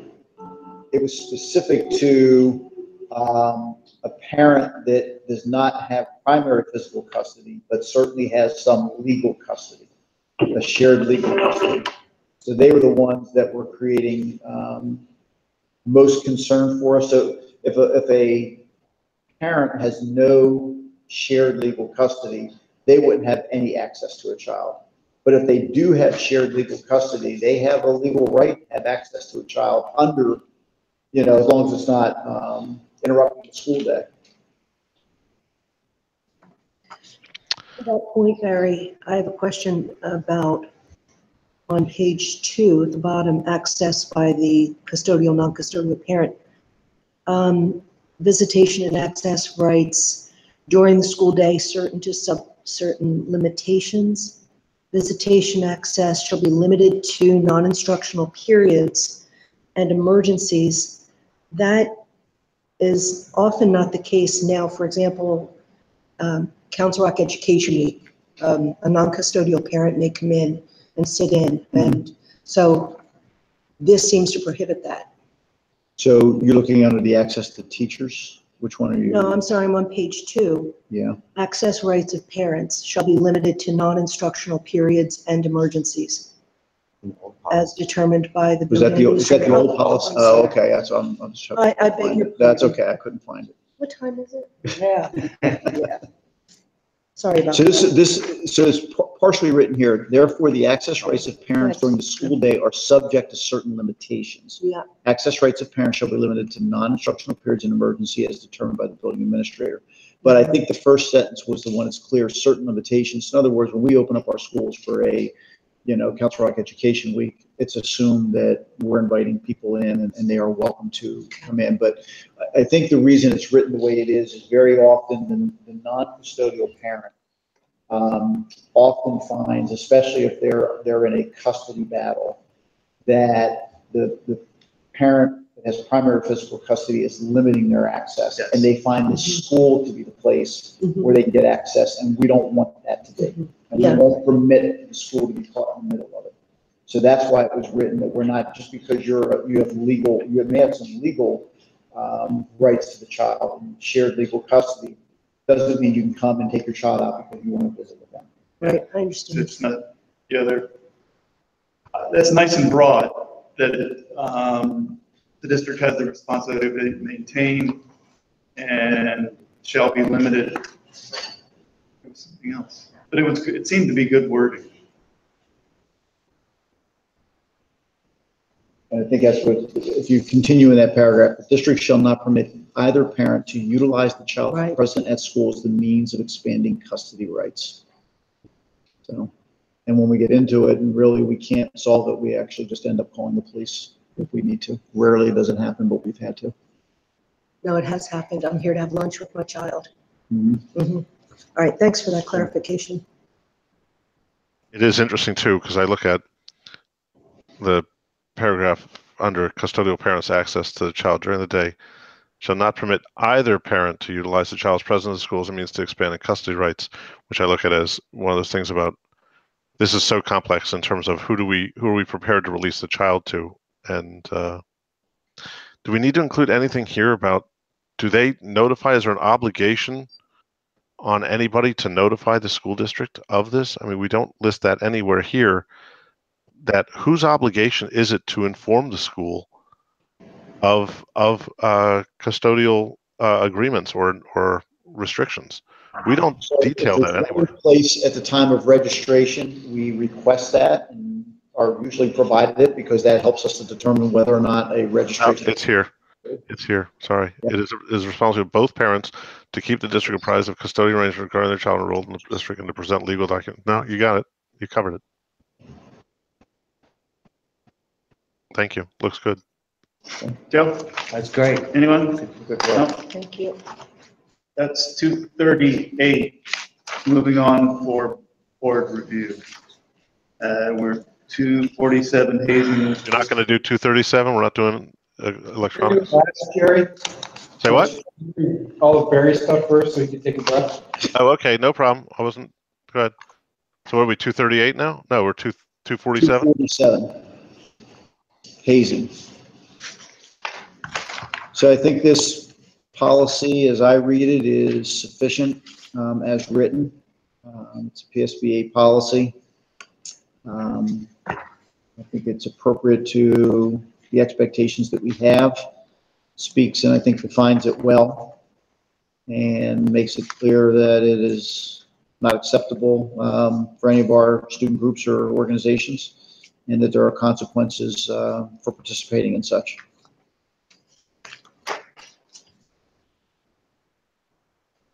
We're not changing anything. So this Look is, at the wording. this is new from PSBA. This is a PSBA policy. Wow. So this is our old policy, and then PSBA kind of developed a newer one. And it does, you're right, it's very close to what we Yeah. currently have. Yeah. I guess they did a rewrite rather than a, I guess, well, ours was probably established because it's a relatively new policy, one of our newer policies. Mhm. And we had many back in the 80s and 90s, so this was, yeah. Revised. 2 years. 2016, yeah. So I'm sure we consulted with PSBA on that. Beautiful cars. All right, Okay? Looks good. Jerry, Yeah, I don't see anything that's jumping All out right. at me. good.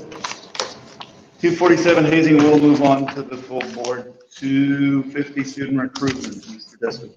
Student recruitment is a new policy, again, from PSBA, and really this defines to parents and students the organizations that we do provide information to. So by law, we must provide to military all of our students unless a parent notifies us in writing. So our principals send this information out every year to families, I think of juniors and seniors, and if they are asking that their child's information be removed, it's removed before providing it to military. We also have a number of recruiters that come in from colleges, not so much, although it speaks to prospective employers, but we don't typically get many prospective employers that come into the school district, but military recruiters we do, as well as college recruiters. When you speak about equitable access, this is not providing contact information for the subjects. I'm at work suddenly.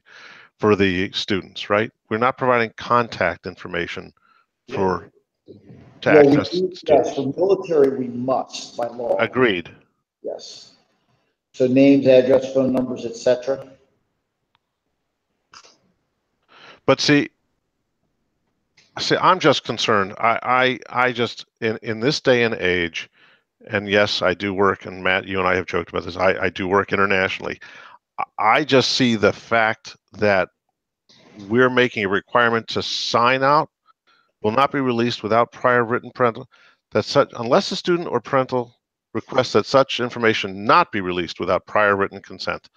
To me, that's backwards, guys. I have to tell you, in this day and age where, you know, any bit of information about you can be parlayed into something more, I just find that problematic, that we're releasing secondary students' names, addresses, and phone numbers to post-secondary institutions, and there's no what is the definition of a post-secondary institution? I can start Jerry Grupp's big school of university. It's not accredited anywhere, and I want the list of everybody who's attending Council Rock and secondary school. You obligated to give it to me?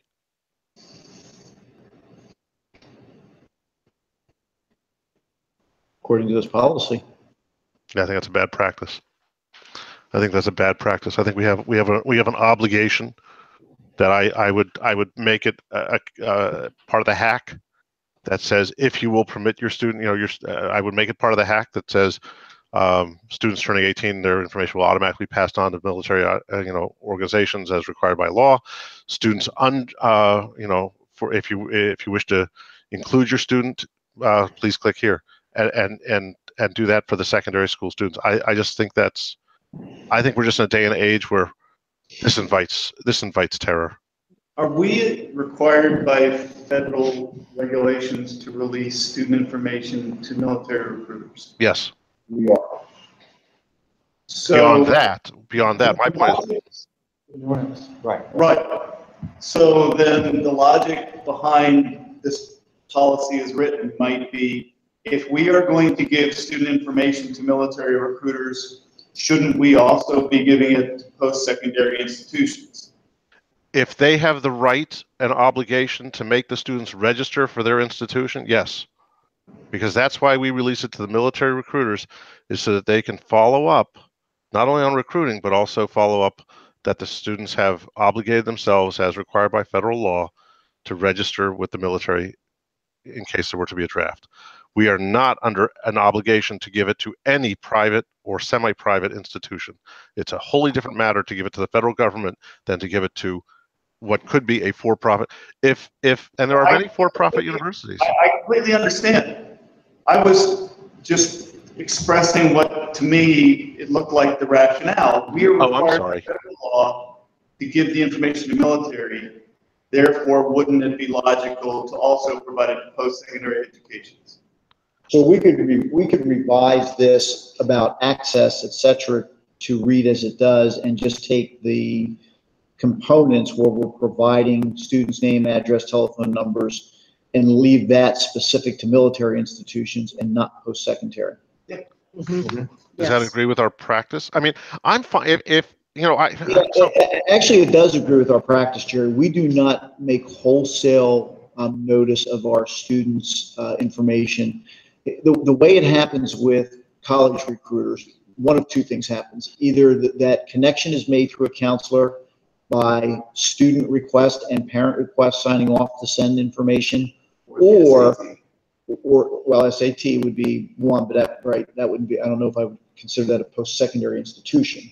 No. Right. I mean, we provide that for SAT, ACT, right, for those folks. But we do also, when a post-secondary institution recruiter comes to our high schools, their presence is made known to students who voluntarily choose to sign up and meet with that university or that college. agreed and appropriate. Agreed and appropriate. Right. So that's what I mean. We could remove anything related to post-secondary institutions getting access to students' names, addresses, and telephone numbers, but they would have access to our schools. And I interrupted you. I apologize. What I was referring to was when a student takes the SAT or ACT, they have the option of disclosing their information to post-secondary institutions. So it's not like we're cutting off an information flow that otherwise can't happen.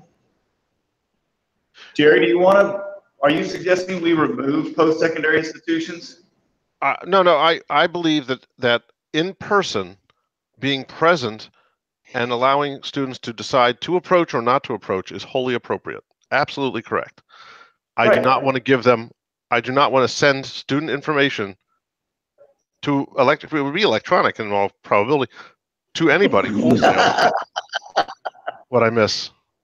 So Jerry, as an example, under guidelines, I would suggest we would just remove where it says post-secondary institutions and we start that sentence, military recruiters shall have access to secondary students' names, address, telephone numbers, unless the student or parent guardian request the information not be released. I don't even think I don't even think, but be careful. I don't think they have the right to restrict that information, do they? To the military? No, well, they do, yeah, parent opt-out, yes. Parents who ask us not to include their names, because it's still a student's responsibility. Okay, by law to register. But we are required to provide it unless a parent tells us no. That's fine. Just make sure whatever we go. I mean, because I'm fine if the parents went into the hack and they said, oh yeah, let secondary schools contact my kid. I'm glad for that. But yeah, okay. I think you're going, I'm gilding the lily. I think you're on the same track I am. Just make sure the next paragraph agrees. Yep, we'll make sure that it speaks specifically to military and stay away from, because really the part that's most important is at the bottom of under guidelines, the district shall provide a list of graduating seniors which shall be available to military recruiters by the first day of the academic year of graduation. So we do that as soon as school opens. Our principals send that out to parents, and they say, we're going to release all this unless we hear from you, and then we send that to the military. I remember. Yep. I think we have an obligation to the community to let them know that we've made this change in our newsletter, just because we're sort of limiting the flow of information to post-secondary institutions to some degree. No, this has been our practice though, Ed. So well, this is new. This is a new policy.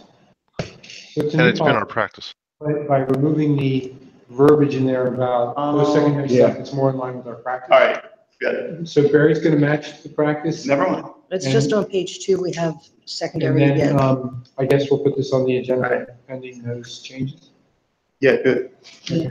Oh, I still have a question about, we're done with this policy? No, Okay. you have a question? I was just gonna say the building principal reserves the right on the second page, to deny access, and it talks about interfering with the operations and discipline of the school, would likely cause violence or disorder, or will constitute violation of the rights of others. I'm wondering what we're getting at in that paragraph. At times we've had some recruiters, could be military or otherwise, make too many visits or want to be more easily accessible, i.e. I want to be in the cafeteria. and set up a table. And we don't do that. We send that, we set these recruiters up in the Career and Counseling Center where students could go. So they want a more public presence. And principals typically deny that because that is not, first of all, if you do it for one, you're going to end up doing it for all of them.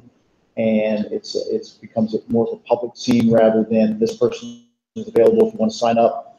They'll be here on Tuesday from 9 to 11. Go get a pass from your counselor. So that's what it is. They're in a council center versus kids are walking by, try to pull them in, and maybe that's the traditional way you've seen it. You don't want in to other run in places. the hallways, grab the kids, hey, talk you up. Sure, exactly.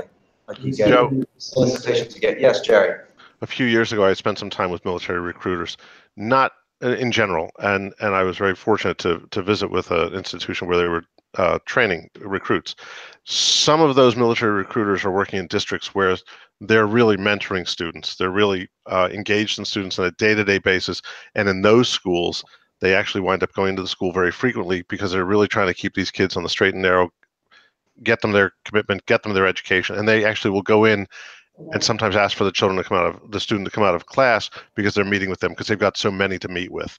We don't have that structure, so they may come from a different school where it's a more of an inner city school or something where they're really working to give this kid an opportunity and keep them in academically engaged. We don't have it structured that same way here. So that would be an instance where someone might come here thinking that they could do that. They can't do that. They can't pull kids out of class. All right, are we moving on 250 to the full board?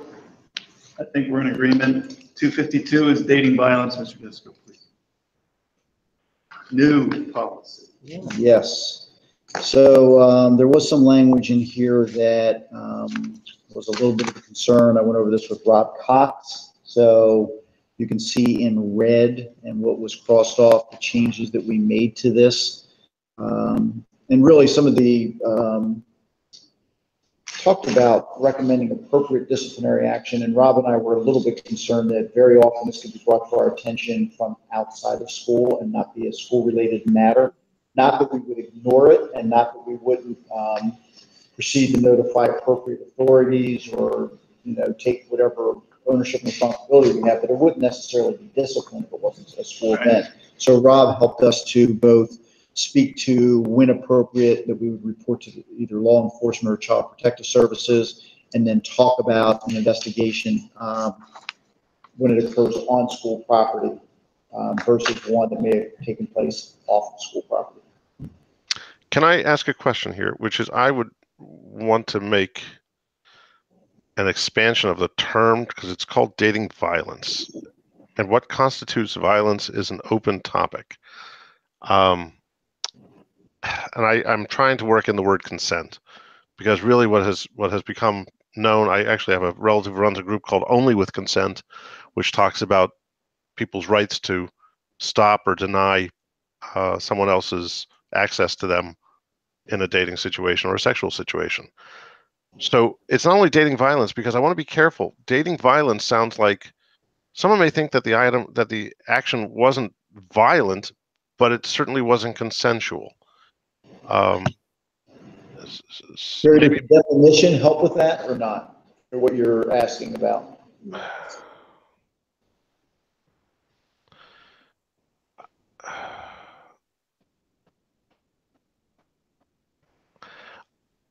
It's because the phrase I'm having a problem with here, it's involved in an intimate relationship, because it may not be an intimate relationship. It may not be. It may wind up the aggressor may be more intimate than the person. It's not. So the definition, my problem comes to the word intimate. Do you at least understand what I'm trying to get to? I'm not saying it well, but someone consenting to be touched or not consenting to be touched is still. Would someone reading this policy think that amounts to violence? I don't know. Would it be lack of consent?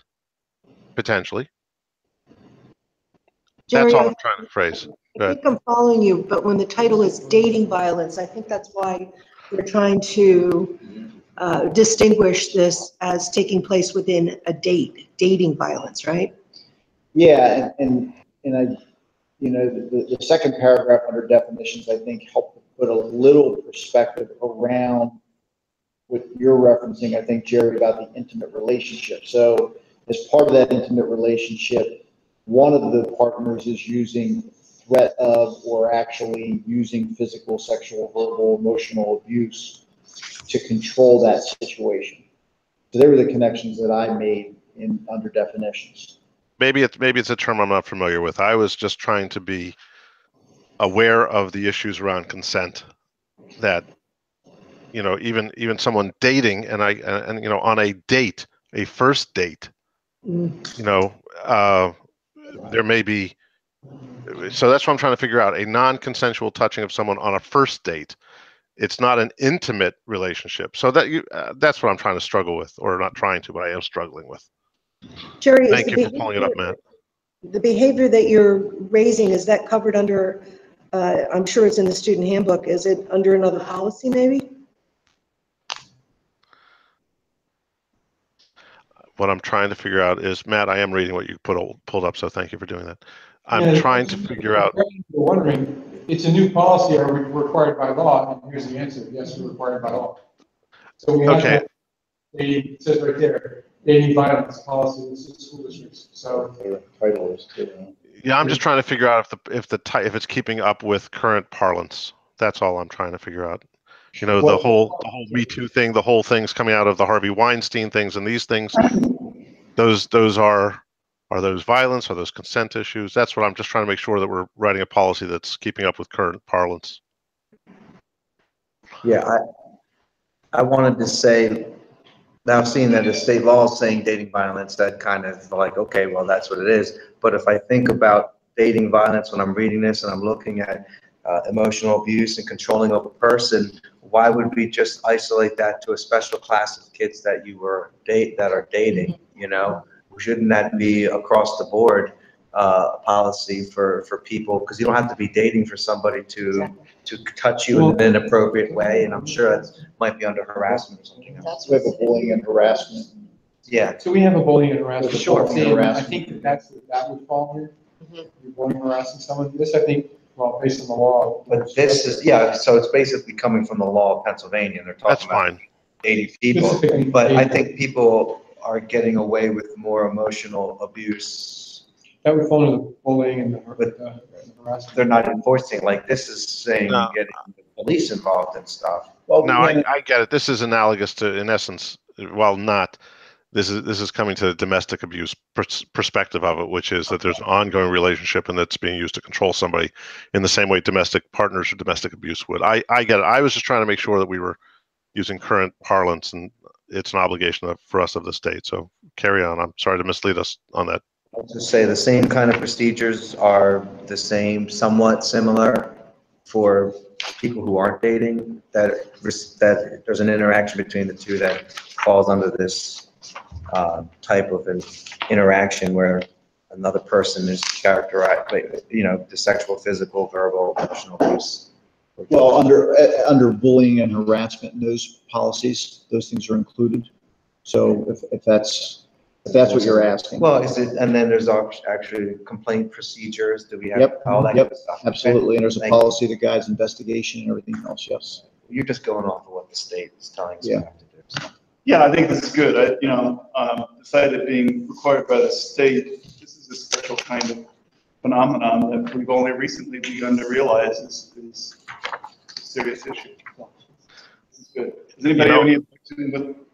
Just lastly on this, I just look at this. It's a great idea. The problem I have is that the legislature seems to fail to understand that we do not have the power of subpoena, or so that the principal is going to do an investigation among dating, young people who are in a dating situation. We should be turning it over to CPS and law enforcement. Agreed. All right, does anybody want to suggest any changes in any language additionally, or is this good to go forward to the board?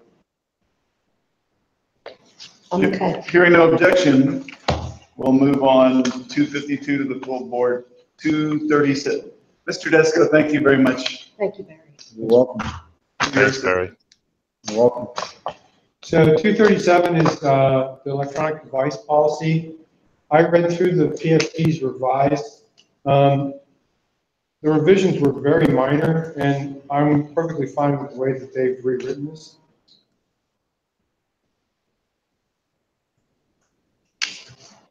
It's good to see them referencing technologies that no longer exist.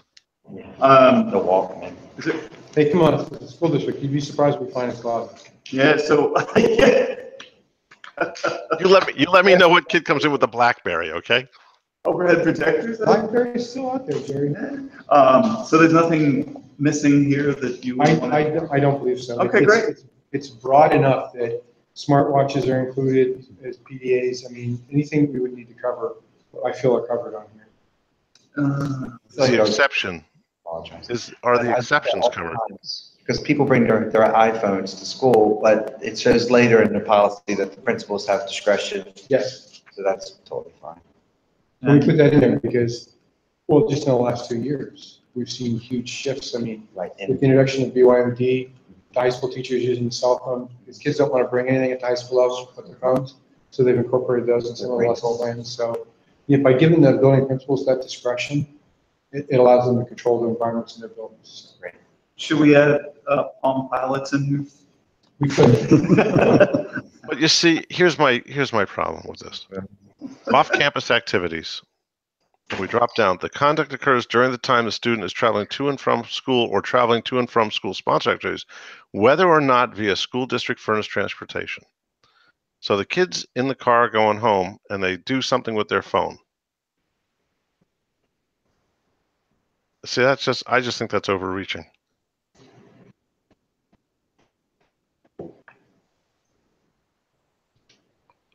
I think we're overreaching. At what point does a student leaving school, this is Barry left already, I guess, but it's they're ours till they get home, I guess. But it's always a problem with the high school kid who's not going home. No, Jerry, I think that's a good catch. I got no problem removing that. Say again. So we would remove whether or not via school district Yeah. transportation. Yeah. Yeah, if it's private transportation, I think our responsibility is ended. Well, I don't know how that got in there. They put it in there, and I understand why they did. There have been instances where kids have been bullying other kids. The dad's driving them into school or they're on their way home, and they want to be able to discipline the kids for that. But technically, they're off school property. So, Well, you could put on while they're on bus. Well, I would put back that while they're on school provided transportation. Yeah. Because that is appropriate, because you know what, that they're sitting in the front row picking on the kid behind them. Yeah, it is actually. So it's when on. Or walking home. I guess put on when on. We'll figure out the walking home part later, because that only applies to Hillcrest. property. I'm sorry, only applies to Rolling Hills. I'm kidding. And on a school district furnished transportation, that's fine.